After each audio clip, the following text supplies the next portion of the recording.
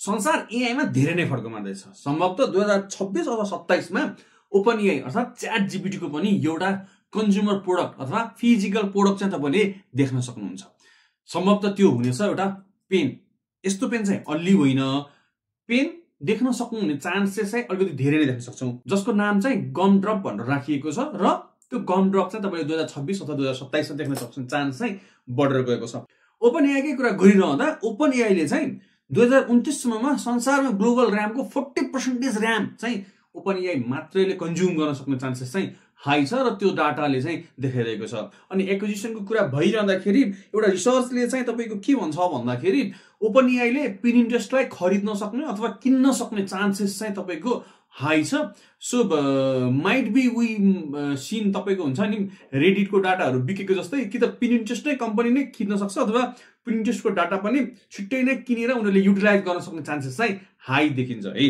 अनि अब अर्को भयो, आज मैले चाहिँ यो IME group presents Nepal fintech expo 2026 powered by NCHL, जसलाई चाहिँ फिनटेक एलायन्स नेपालले अर्गनाइज गरेको थियो, त्यो प्रोग्राम एटेन्ड गर्ने अवसर भन्दा पनि टाइम निकालेको थिए, जसमा हामीले मल्टिपल फिनटेकका कम्पनीहरु देख्न सक्थ्यौं। पायोनियर कम्पनीहरु चाहिँ थिएन त्यहाँ, तर पनि मल्टिपल अर्गनाइजेसनहरु जसले फिनटेकमा काम गरिरहनु भएको छ उहाँहरुसँग चाहिँ आज भेटघाट हुने मौका मिल्यो।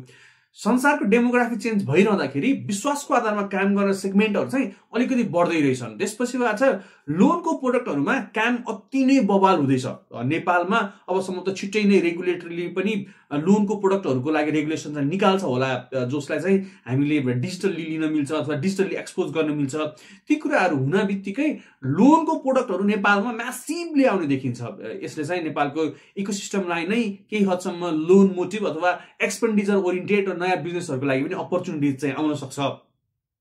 अनि अर्को भनेको इनोभेसनहरु चाहिँ एआई मा पनि हुँदैछ है। मल्टिपल कम्पनीज आज हामीले भेट्यौं जहाँ मल्टिपल सेगमेन्टहरुको इस्यु प्रोब्लमलाई रिजल्भ गर्दै हुनुहुन्छ। सो तपाईहरु पनि त्यसमा काम गर्दै हुनुहुन्छ भने पनि वान अफ द बेस्ट। र आज लागेको मैले थाहा नपाएको चाहिँ ग्लोबल आईएमई बैंकमा एउटा स्मार्ट बजेटिङ भन्ने पनि फिचर रहेछ, जसबाट चाहिँ तपाईको मल्टिपल चीजहरु गोल बेस्ड चीजहरु चाहिँ गर्न मिल्दो रहेछ, जो चाहिँ एनआरबी ले बन्द गरेको ओरेन्ज नेक्स्टमा पनि थियो। सो त्यो फिचर चाहिँ मलाई थाहा थिएन, मार्केटिङ किन नगरिरहेको कम्पनीले आई डोन्ट नो, तर त्यो फिचरलाई चाहिँ मार्केटिङ गर्न सक्ने फिचर पनि दबाएर चाहिँ राखिरहेको चाहिँ रहेछ, बट त्यो फिचर पनि रहेछ।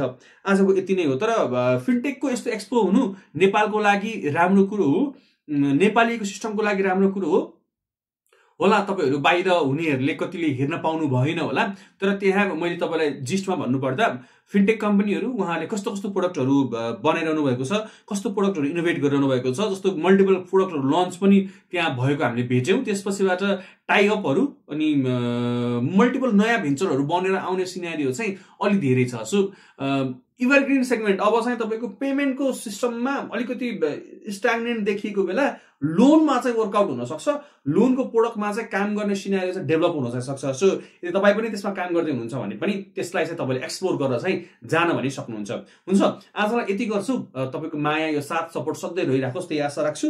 र यदि तपाई मलाई मेरा कन्टेन्टहरु सुन्न चाहनुहुन्छ भने लाइक शेयर सब्स्क्राइब फलो जहाँबाट जे गर्दै हुनुहुन्छ गर्न भने नबिर्सनु होला। फेरि भेट्छु नि ल। अहिलेको लागि